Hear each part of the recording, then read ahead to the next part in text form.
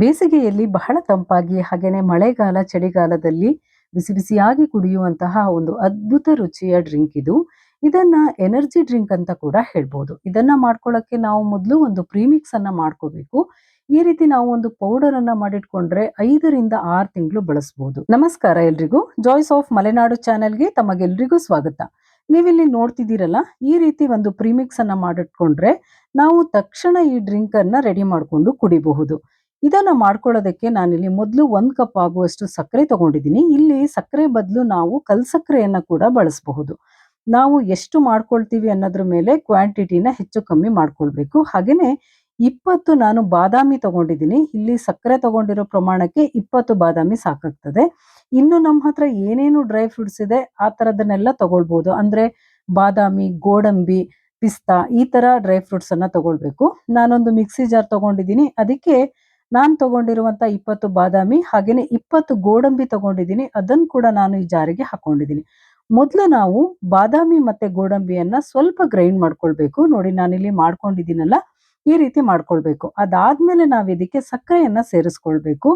ಜೊತೆಗೆ ನಾನಿಲ್ಲಿ 1/4 ಕಪ್ ಆಗುವಷ್ಟು ಮಿಲ್ಕ್ ಪೌಡರ್ ಅನ್ನ ತಗೊಂಡಿದ್ದೀನಿ. ಯಾವುದೇ ಬ್ರ್ಯಾಂಡ್ ನ ಮಿಲ್ಕ್ ಪೌಡರ್ ಅನ್ನ ತಗೊಳ್ಬಹುದು, ಅಥವಾ ನಮ್ಮ ಹತ್ರ ಕಸ್ಟರ್ಡ್ ಪೌಡರ್ ಇದ್ರೆ ಕೂಡ 1-2 ಟೇಬಲ್ ಸ್ಪೂನ್ ಅಷ್ಟೇ ಇದಕ್ಕೆ ಸೇರಿಸ್ಕೊಳ್ಬಹುದು. ಈ ರೀತಿ ಮಿಲ್ಕ್ ಪೌಡರ್ ಅಥವಾ ಕಸ್ಟರ್ಡ್ ಪೌಡರ್ ಹಾಕೋದ್ರಿಂದ ಡ್ರಿಂಕ್ ನ ಟೇಸ್ಟ್ ಚೆನ್ನಾಗಿರುತ್ತೆ. ಹಾಗಾಗಿ ಈಗ ನಾನು ಇದನ್ನ ಪೌಡರ್ ಮಾಡ್ಕೊಂಡಿದ್ದೀನಿ. ಇದನ್ನ ಮಾಡ್ಕೊಳ್ಳುವಾಗ್ಲೇ ತುಂಬಾ ನಯವಾಗಿ ಮಾಡ್ಕೊಳ್ಬೇಕು. ಯಾಕೆಂದ್ರೆ ಇದನ್ನ ಜರಡಿ ಮಾಡೋದು ಆತರ ಏನೂ ಇಲ್ಲ. ಹಾಗಾಗಿ ನಾವು ಪೌಡರ್ ಮಾಡುವಾಗ್ಲೇನೆ ನಯವಾಗಿ ಮಾಡ್ಕೊಳ್ಬೇಕು. ಇದನ್ನ ಒಂದು ಡಬ್ಬಿಯಲ್ಲಿ ಏರ್ ಟೈಟ್ ಕಂಟೈನರ್ ಅಲ್ಲಿ ಹಾಕಿಟ್ಕೊಳ್ಬೇಕು. ಹೀಗಿಟ್ಕೊಂಡು ತುಂಬಾ ದಿನದವರೆಗೂ ಯೂಸ್ ಮಾಡ್ಬೋದು. ಈಗ ಇದನ್ನ ನಾವು ಹೇಗ್ ಮಾಡೋದು ಅನ್ನೋದನ್ನ ನೋಡೋಣ. ನಾನಿಲ್ಲಿ ಒಂದು ಪಾತ್ರೆ ತಗೊಂಡಿದ್ದೀನಿ.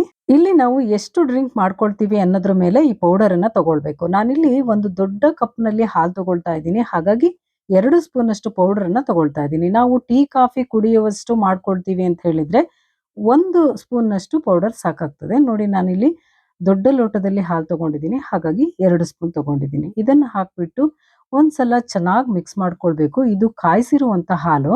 ಈ ರೀತಿ ಮಿಕ್ಸ್ ಮಾಡಿ ಮತ್ತೊಂದ್ಸಲ ನಾವಿದನ್ನ ಕುದಿಸ್ಕೋಬೇಕು. ಇಲ್ಲಿ ನಾವು ಪ್ರೀಮಿಕ್ಸ್ಗೆ ಸಕ್ಕರೆಯನ್ನ ಕಮ್ಮಿ ಬಳಸಿರೋದ್ರಿಂದ ಸಿಹಿ ಕಮ್ಮಿ ಇರ್ತದೆ.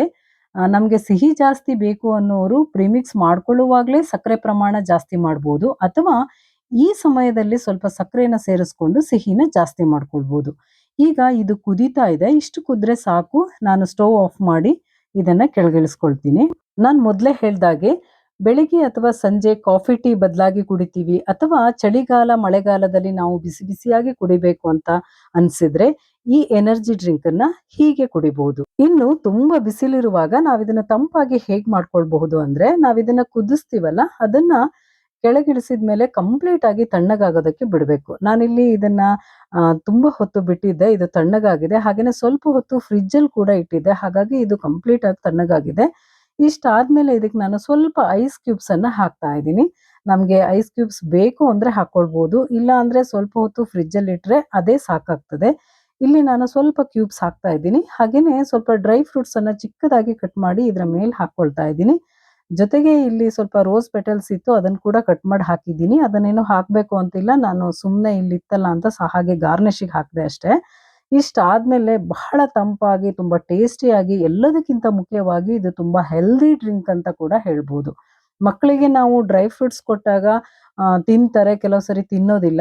ಈ ರೀತಿ ನಾವು ಡ್ರಿಂಕ್ ಮಾಡಿಕೊಟ್ಟಾಗ ತುಂಬಾ ಇಷ್ಟಪಟ್ಟು ಕುಡಿತಾರೆ. ಸ್ಪೆಷಲಿ ಹೆಣ್ಮಕ್ಳು ಮನೆಯಲ್ಲಿ ಅಥವಾ ಆಫೀಸಲ್ಲಿ ಕೆಲಸ ಮಾಡಿ ತುಂಬಾ ಸುಸ್ತಾಗಿದೆ ಅನ್ನುವಾಗ 1 ಸ್ಪೂನ್ ಅಷ್ಟು ಪ್ರಿಮಿಕ್ಸ್ ಅನ್ನ 1 ಲೋಟ ಹಾಲಿಗೆ ಹಾಕಿ ಈ ರೀತಿ ಡ್ರಿಂಕ್ ಅನ್ನ ಮಾಡ್ಕೊಂಡು ಕುಡೀರಿ. ತುಂಬಾ ರಿಲ್ಯಾಕ್ಸ್ ಅನ್ಸುತ್ತೆ.